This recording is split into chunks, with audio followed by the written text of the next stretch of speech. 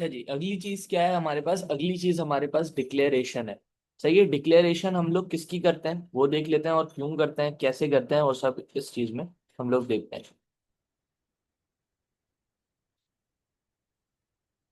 अब देखो, declaration of our variable वो हम लोग क्यों करेंगे? वो इसलिए करेंगे ताकि हम लोग अपने प्रोग्राम को उस वेरिएबल से इंट्रोड्यूस करवा दें जिस वेरिएबल को हम लोग इस्तेमाल करने वाले हैं while writing the program. So इसकी बेसिक डेफिनेशन क्या है? Introducing the variable to your program. सही है, इंट्रोड्यूसिंग द वेरिएबल। वेरिएबल क्या होता है हम लोग ऊपर स्टडी कर चुके हैं। सही है, टू योर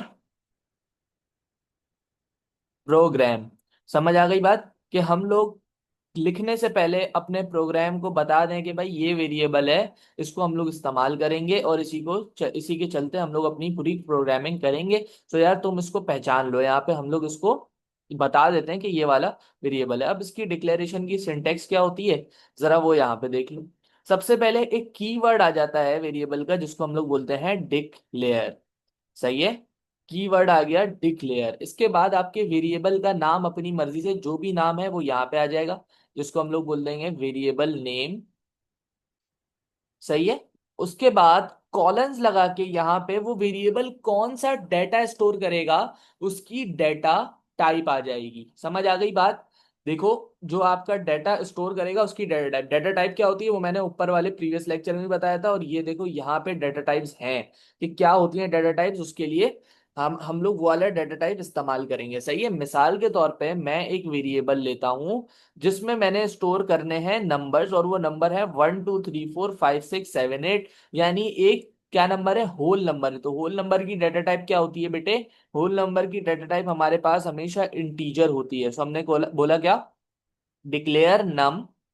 और डिक्लेयर नम हमने क्या रखा? नाम, नम यानी नंबर, हमने उस वेरिएबल का नाम रख दिया। अपनी मर्जी से रख सकते हैं, लेकिन मैंने अगेन ये बोला है तुमसे कि वेरिएबल का नाम हमेशा मीनिंगफुल होना चाहिए। मीनिंगफुल वेरिएबल, तुम इसकी इंपॉर्टेंस इन योर थ्योरी भी पढ़ोगे। P2 की थ्योरी में मीनिंगफुल वेरिएबल की इंपॉर्टेंस भी तुम लोगों को बताई हुई है। एक अच्छा प्रोग्रामर की खुशियत यही होती है कि वो क्या करता है? मीनिंगफुल वेरिएबल के नेम रखता है। सही है, इसकी डाटा टाइप क्या होगी बेटे? क्योंकि ये स्टोर क्या कर रहा है? होल नंबर स्टोर कर रहा है, तो यहाँ पे इंटीजर आ जाएगा। इस तरीके से हम लोग अपने एक वेरिएबल को स्टोर करते हैं। अच्छा, बहुत सारे बच्चे, अब जब मैं ये इसमें लिखता हूँ ना, कैपिटल में लिखता हूँ, बहुत सारे बच्चों का सवाल होता है कि सर क्या हम लोग भी कैपिटल में लिखें? तो बेटा जवाब है नहीं।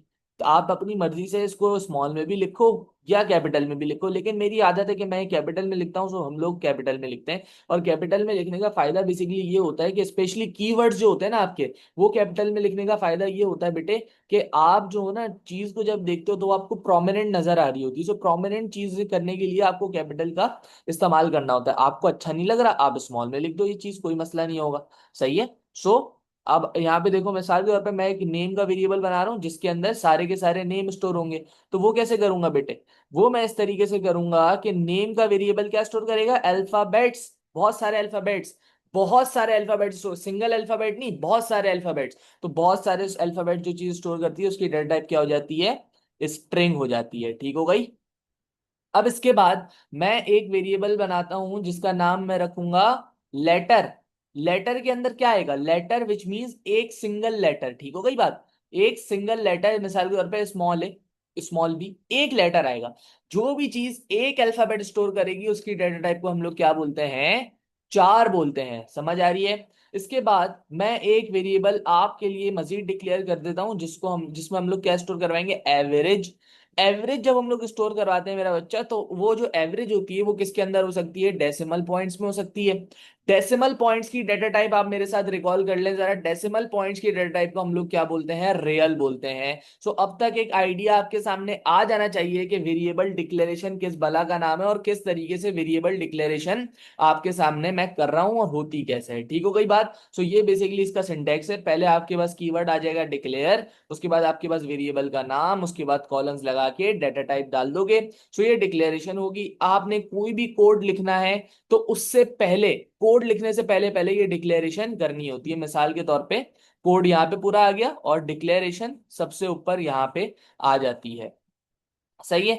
यहाँ पे आपके पास डिक्लेरेशन आ जाती है। सही। अच्छा, अब जो है ना हम लोग क्या करते हैं बेसिकली, सबसे पहले पूरा कोड लिख लो। एक अच्छी टेक्निक होती है ये कि आप सबसे पहले पूरा का पूरा कोड लिख लें, उसके बाद जो जो वेरिएबल्स आपने इस्तेमाल किए उनको at the end of your code declare कर दें। लेकिन जो बच्चे जिनको पता है कि मैंने यही वाले वेरिएबल इस्तेमाल करने, इसके अलावा कोई और वेरिएबल इस्तेमाल नहीं करना, वो इनिशियल ऑफ द प्रोग्राम में भी वेरिएबल्स को इस्तेमाल कर सकते हैं। लेकिन जो मैं कोड लिखूंगा उसमें आप देखोगे कि पहले हम लोग कोड लिखेंगे, ऊपर 3 4 लाइनें छोड़ देंगे डिक्लेरेशन के लिए, जो भी वेरिएबल्स फिर मैं इस्तेमाल करूंगा उनको at the end of the code declare कर दूंगा।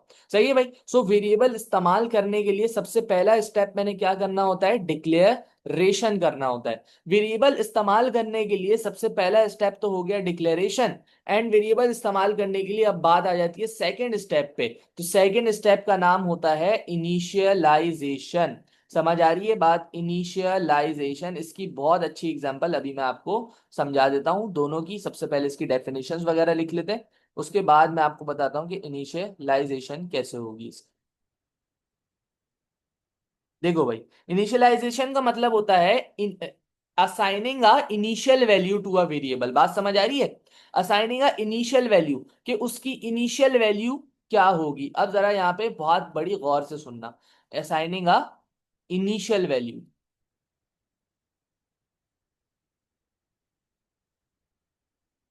To the variable. सही है। अब मिसाल के तौर पे, अब दोनों स्टेप्स मैं आपको समझाता हूं। आपके वालिदैन थे भाई, वो आपको हॉस्पिटल से जब लेके आए तो उन्होंने आपको कर दिया क्या, डिक्लेयर। वो आपको लेके आ गए, उन्होंने बोला कि ये डिक्लेयर, वेरिएबल का नाम उन्होंने रख दिया, और उन्होंने बोला कि इस वेरिएबल के मर्द है औरत है क्या है, वो उन्होंने यहाँ पे डाटा टाइप बता दी उसकी। सही है, ये डिक्लेरेशन हो गई कि डिक्लेयर जो भी हुआ है वो कौन सी डेटा टाइप से बिलोंग करता है। हमारी डेटा टाइप्स जो होती हैं वो यूजुअली दो किस्म की होती हैं, तीन को भी बोल सकते हो आप, जिनको हम प्यार से जेंडर कहते हैं। सही है। अब इनिशियलाइजेशन क्या है? इनिशियलाइजेशन ये है कि बेटा तुम्हारे अब्बा तुम्हारा नाम रख दें कोई, मिसाल के तौर पे एक का नाम रख दिया अली, तो बोलेगा वो कि इस बेबी को इनिशियलाइज कर दिया गया किस नाम के साथ, अली। फिर आगे जाके वो अपने नाम बदल सकता है। वो फिर आप देखते हैं कि इंस्टाग्राम पे कितने नामों के साथ लोगों के वो होते हैं, हमजे हो जाता है कोई, तो फिर कोई और हो जाता है। सो वो टाइम के साथ साथ लोग जो है वो वेरी करते रहते हैं और नाम बदलते रहते हैं।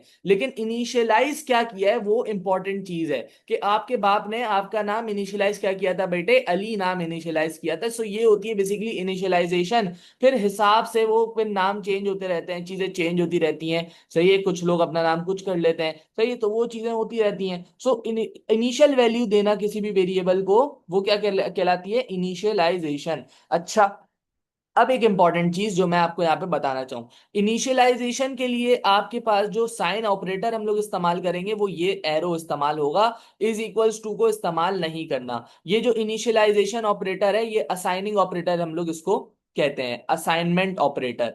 क्या कहेंगे इसको, असाइनमेंट ऑपरेटर। किसी भी चीज को कोई वैल्यू असाइन करनी होगी ना, तो ये हम लोग एरो से की मदद से करेंगे। और ये जो इज इक्वल्स टू है ना, ये इज इक्वल्स टू हमारे पास कंपैरिजन ऑपरेटर के तौर पे इस्तेमाल होगा। जहां पे हम लोगों ने कंपैरिजन करवाना पड़ेगा वहां पे इज इक्वल्स टू का इस्तेमाल। जहां पे हम लोगों ने कोई वैल्यू इस्तेमाल करनी है, कोई वैल्यू असाइन करनी है बेसिकली, वहां पे यहाँ पे हमारे पास एक एरो का इस्तेमाल होगा। सही है भाई। अब एग्जाम्पल्स देख लेते हैं और कौन कौन से वेरिएबल्स को इनिशियलाइज करते हैं वो देख लेते हैं। देखो बेटे, दो किस्म की इनिशियलाइजेशन होती है। दो किस्म की इनिशियलाइजेशन मैं बता देता हूं। एक वो इनिशियलाइजेशन है जो प्रोग्रामर खुद करता है।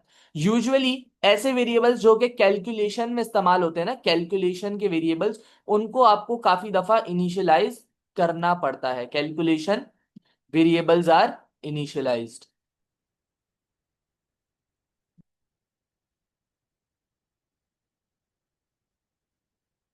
अब देखें, अब ये जो है ना बेटे, कैलकुलेशन वेरिएबल इनिशियलाइज जो करता है, ये करता कौन है, ये आपका यूजर करता है, आपका सॉरी प्रोग्रामर करता है। प्रोग्रामर इनको कोई इनिशियल वैल्यू दे देता है। मिसाल के तौर पे अगर मैंने किसी चीज की काउंटिंग करनी है, सो यहाँ पे मैं काउंट को इनिशियलाइज करूँ, कैसे करता हूँ इनिशियलाइज वो मैं बता देता हूँ। मिसाल के तौर पे सम को इनिशियलाइज कर रहा हूँ, मिसाल के तौर पे एवरेज को इनिशियलाइज कर रहा हूँ, तो कोई ना कोई मैं क्या कर रहा हूँ, इसको इनिशियल वैल्यू दे दे रहा हूँ। इसकी क्या कर रहा हूँ मैं, इसकी इनिशियल वैल्यू। मिसाल के तौर पे मैं यहाँ पे क्या बोलूं, काउंट एक वेरिएबल है जिसकी इनिशियल वैल्यू अभी के वक्त फिल वक्त 0 है।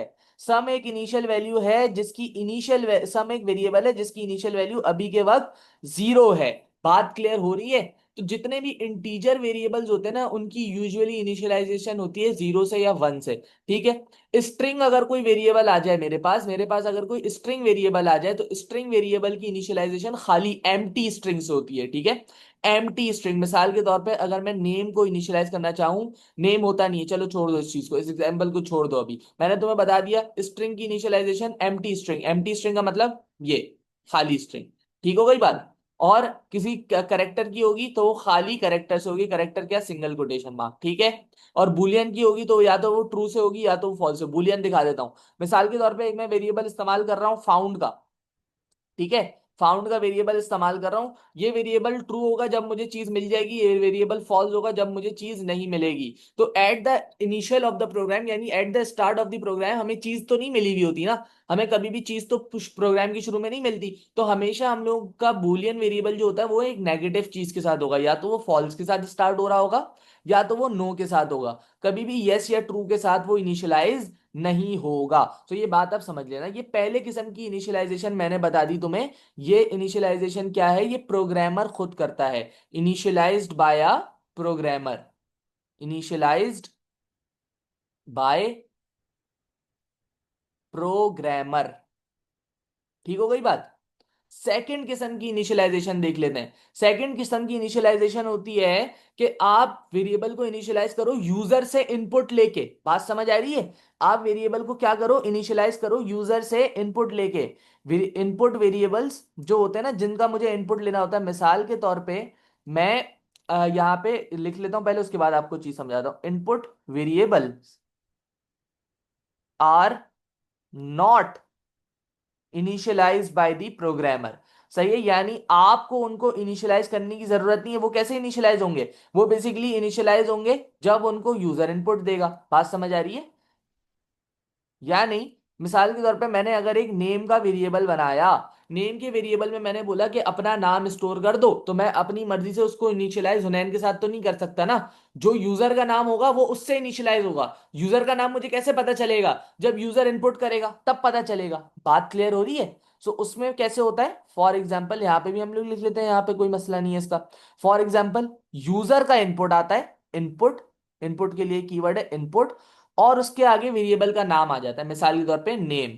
तो ये कैसे इनिशियलाइज हो गया बच्चे, ये इनिशियलाइज हो गया यूजर के इनपुट से। इससे मुझे क्या पता चल रहा है, ये जो नेम का वेरिएबल है ये कैसे इनिशियलाइज हुआ, ये यूजर के इनपुट से इनिशियलाइज हो गया। अलबत्ता आपने नेम को डिक्लेयर लाजमी करना है। Declaration is a compulsory step and initialization is basically क्या है, वो एक आपका कॉम्प्लीमेंट्री स्टेप बोल लो, या आप कह लो कि वो एक आपके ऊपर है कि आप उसको इनिशियलाइज करना चाह रहे हो या यूजर से लेके इनपुट आप इनिशियलाइज करोगे। ठीक है, सो इस चीज को हम लोग क्या बोलेंगे, असाइंड या इनिशियलाइज। इसकी वैल्यू, जो नेम की जो वैल्यू है वो किसने असाइन की है, यूजर ने की है। सही है, यूजर कौन होता है, यूजर वो होता है जो कि प्रोग्राम चलाएगा, यानी वो प्रोग्रामर नहीं होता, वो यूजर होता है। मिसाल के तौर पे तुम गेम खेल रहे हो, तुम यूजर हो, और जो प्रोग्राम बना रहा है वो कौन है, वो प्रोग्रामर है। जो गेम बना रहा है वो कौन है, वो प्रोग्रामर है, वो यूजर नहीं है। यूजर कौन है, जो कि आपका आउटपुट की जो चीज होती है ना वो इस्तेमाल कर रहा हो। ठीक हो गई बात? सो ये बेसिकली दो कॉन्सेप्ट है कि हम लोगों ने वेरिएबल्स को इस्तेमाल करने से पहले उनके साथ क्या करना पड़ता है, सबसे पहले उन लोगों को डिक्लेयर करना पड़ता है, उसके बाद उन लोगों को इनिशियलाइज करना पड़ता है। ठीक है।